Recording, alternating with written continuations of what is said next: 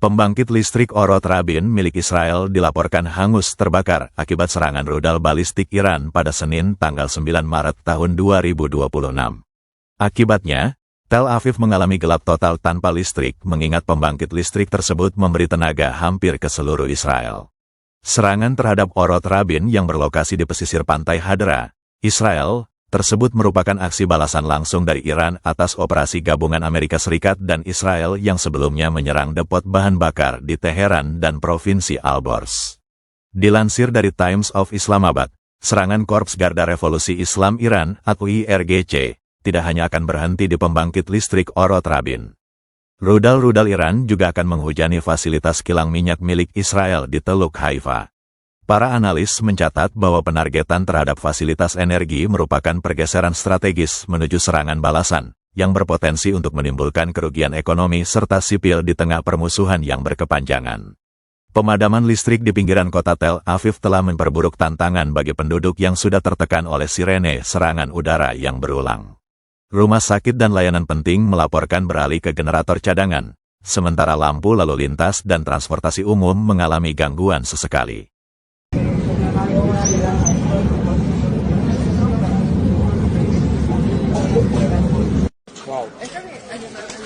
איפה נפל? רק היה בניין? כנראה בגינה, לא יודע להגיד לך בוודאות לפי הרסיסים. חבר'ה, אל תסתובבו שם סתם. בואו לצד שלנו בבקשה. לא רעיון טוב אחי, יכול להתפוצץ משהו? אל תסתובבו שם כרגע.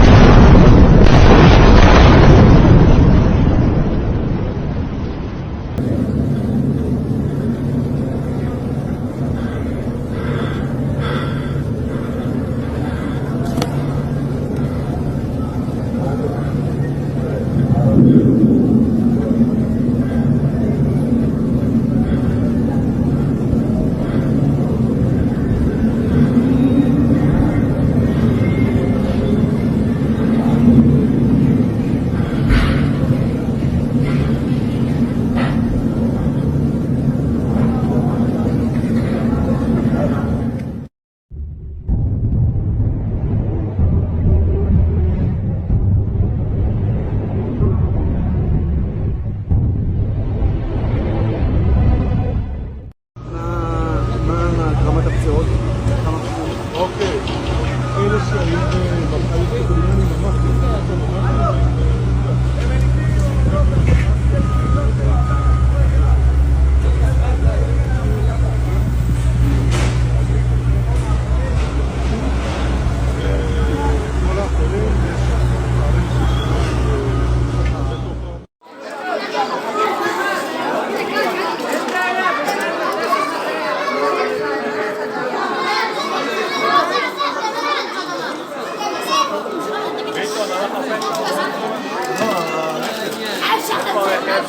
הם טוענים שכן אפשר לראות פה את הרסיס, אני לא רואה מאומה. אני בהלם. אמא, אני בחנייה שלי, אני מצלמת את זה מהחנייה שלי. אני בהלם. כן. לכי תצא.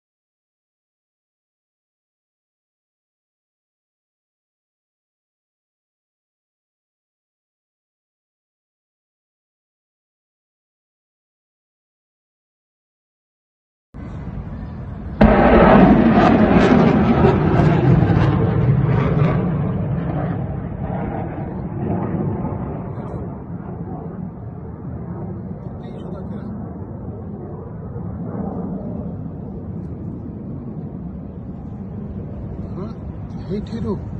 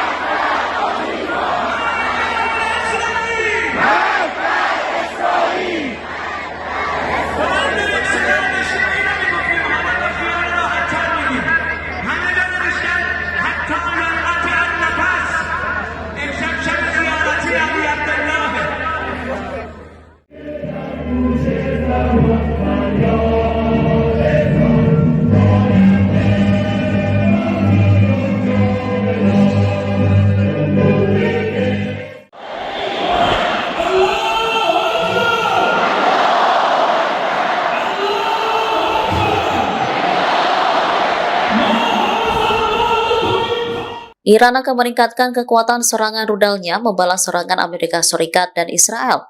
Hal ini disampaikan Komandan Angkatan Udara Korps Garda Revolusi Islam Iran, Brigadir Jenderal Majid Mousavi pada Senin 9 Maret 2026. Ia menegaskan mulai sekarang tidak akan ada lagi rudal yang diluncurkan dengan hulu ledak kurang dari 1 ton. Menurutnya, intensitas dan skala serangan rudal Iran akan terus meningkat. Bahkan jangkauan serangan juga akan diperluas. Sebelumnya, Mousavi juga berpidato di hadapan masyarakat Iran di sebuah alun-alun. Ia menegaskan bahwa serangan terhadap musuh tidak akan berhenti, bahkan tidak sedetik pun. Sementara itu, Garda Revolusi Iran terus meluncurkan gelombang serangan rudal dalam operasi True Promise 4. Sejauh ini, serangan tersebut telah mencapai 32 gelombang sejak konflik antara Amerika Serikat, Israel, dan Iran meningkat. Dalam operasi itu, Iran disebut menggunakan rudal berat dengan hulu ledak besar bahkan ganda. Targetnya adalah wilayah strategis Israel serta pangkalan militer Amerika Serikat di kawasan Timur Tengah. Markas Besar Pusat Khatam Al-Anbiya juga menyebut bahwa pangkalan Amerika Serikat di wilayah tersebut kini menghadapi serangan rudal dan drone hampir setiap hari. Kantor Humas Garda Revolusi Iran mengumumkan bahwa pasukan darat mereka menyerang pangkalan militer Amerika Serikat di Harir, wilayah Kurdistan, Iran. Serangan itu dilakukan menggunakan 5 rudal. Sebelumnya, koresponden Al-Mayadin mengonfirmasi bahwa pangkalan Harir diserang drone dengan jumlah besar. Di sisi lain, juru bicara Garda Revolusi Iran, Brigadir Jenderal Ali Reza Naini, buka suara yang menegaskan bahwa Iran menargetkan seluruh infrastruktur militer Amerika Serikat di kawasan tersebut. Dirinya juga menyatakan bahwa pertempuran akan terus berlanjut. Menurutnya, Iran yang akan menentukan kapan perang ini berakhir. Sementara itu, situasi tegang terjadi di Bandara Ben Gurion, Tel Aviv. Sejumlah penumpang yang hendak meninggalkan Israel dilaporkan tidak diizinkan naik pesawat, padahal sebagian dari mereka sudah memiliki tiket penerbangan. Perubahan aturan keamanan selama perang memicu kekacauan di terminal bandara. Beberapa penumpang bahkan meluapkan kemarahan kepada staf maskapai. Polisi akhirnya dipanggil untuk meredam situasi. Beredar isu yang menyebutkan bahwa rudal Iran menargetkan kediaman pribadi Perdana Menteri Israel Benjamin Netanyahu. Serangan itu juga disebut menyasar rumah Menteri Keamanan Nasional Israel Itamar Ben-Gvir. Kabar ini cepat menyebar di media sosial, terutama di platform X, dan langsung memicu perhatian dunia. Namun hingga saat ini belum ada konfirmasi resmi dari pihak Israel terkait klaim tersebut. Spekulasi semakin meluas setelah mantan perwira intelijen Korps Marinir Amerika Serikat Scott Ritter buka suara. Dalam sebuah acara, Ritter mengklaim rudal Iran menghantam rumah Netanyahu dan Ben-Gvir. Ia bahkan menyebut serangan tersebut menewaskan saudara Netanyahu, Ido Netanyahu. Namun, klaim tersebut belum dibenarkan oleh sumber resmi dari Israel. Ritter juga mengatakan rumah Itamar Ben ikut terkena rudal. Menurutnya, Ben mengalami luka serius akibat serangan tersebut, bahkan diduga tak bisa diselamatkan. Pernyataan itu pun memicu gelombang spekulasi di media sosial internasional. Ritter juga meragukan laporan yang menyebut Ben mengalami kecelakaan mobil, yang menduga kabar itu bisa saja digunakan untuk menutupi serangan rudal yang sebenarnya. Ketegangan di Timur Tengah meningkat setelah Amerika Serikat dan Israel melancarkan serangan ke Iran pada akhir Februari 2026. Di tengah konflik tersebut muncul kabar viral yang menyebut Perdana Menteri Israel Benjamin Netanyahu melarikan diri ke Jerman. Kabar tersebut memicu perdebatan dan berbagai spekulasi di tengah situasi perang. Isu ini muncul setelah beredar foto pesawat resmi pemerintah Israel di Bandara Berlin, Jerman. Sejumlah pengguna media sosial kemudian menduga Netanyahu berada di dalam pesawat itu. Bahkan sebuah video di TikTok mengklaim Netanyahu telah resmi melarikan diri ke Jerman. Video tersebut menampilkan data pelacakan penerbangan dan telah ditonton lebih dari 2 juta kali. Namun laporan media internasional menunjukkan fakta berbeda. Pesawat pemerintah Israel memang mendarat di Berlin pada 28 Februari. Meski begitu, Netanyahu tidak berada di dalam pesawat tersebut. Seorang pejabat pemerintah Jerman menjelaskan, pesawat itu hanya diparkir di Berlin sebagai langkah pengamanan.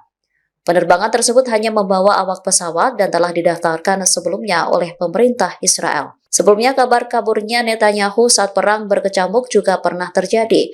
Namun, kabar tersebut dipatahkan dengan kehadiran Perdana Menteri Israel di pertemuan dengan para komandan senior militer serta pejabat intelijen. Ia juga terlihat mengunjungi lokasi yang terkena dampak serangan rudal Iran di wilayah Beit Shemesh. Militer Iran menyatakan pasukannya menyerang sejumlah fasilitas energi di Israel. Dalam pernyataan bernomor 20, pasukan darat Iran disebut menargetkan kilang minyak, fasilitas gas, dan depot bahan bakar di Haifa. Serangan itu dilakukan menggunakan sejumlah drone. Militer Iran menyebut serangan tersebut sebagai balasan atas penargetan depot minyak milik Iran sebelumnya. Dalam pernyataannya, Iran juga menegaskan bahwa perlawanan terhadap Amerika Serikat dan Israel akan terus berlanjut. Mereka menyebut operasi militer akan dilakukan hingga mencapai apa yang disebut sebagai kemenangan akhir. Sementara itu, dalam pernyataan bernomor 19 yang dirilis sehari sebelumnya, militer Iran juga melaporkan operasi drone bunuh diri. Operasi ini melibatkan pasukan darat, udara, dan laut Iran. Target serangan disebut berada di wilayah Israel serta pangkalan militer Amerika Serikat di Kuwait. Beberapa target diantaranya adalah unit pendukung tempur Rahwam dan stasiun radar peringatan dini pangkalan Amerika Serikat 512. Selain itu, Iran juga mengklaim menyerang pusat perakitan pasukan Amerika serta depot peralatan militer di Camp Al-Adiri, Kuwait. Juru bicara IRGC Ali Muhammad Naini menekankan Iran tak takut menghadapi rencana Amerika Serikat mengawal kapal tanker minyak.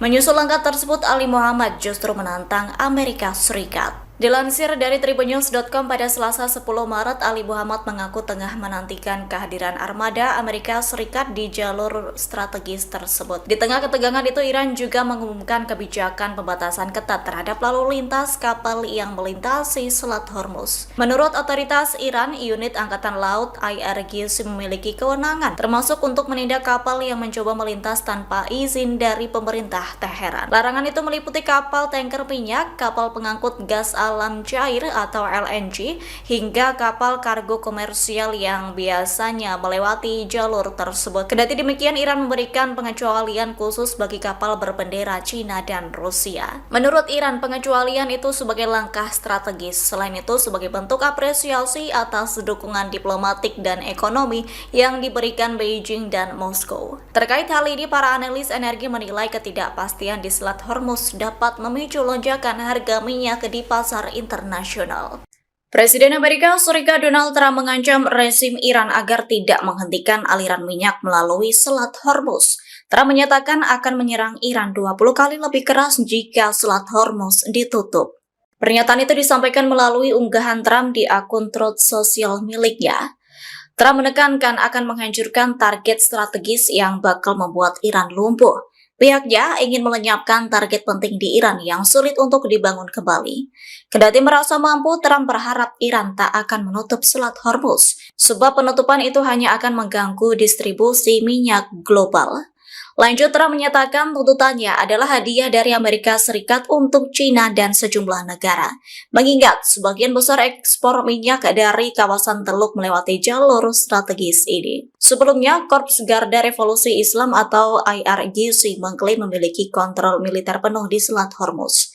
IRGC sesumbar di tengah ketegangan ini sangat mungkin bagi Iran menutup Selat Hormuz. IRGC menekankan berwenang menindak kapal yang mencoba melintas tanpa izin dari pemerintah Teheran. Presiden Rusia Vladimir Putin menyampaikan selamat ke Mojtaba Khamenei selesai terpilih menjadi pemimpin tertinggi Iran yang baru.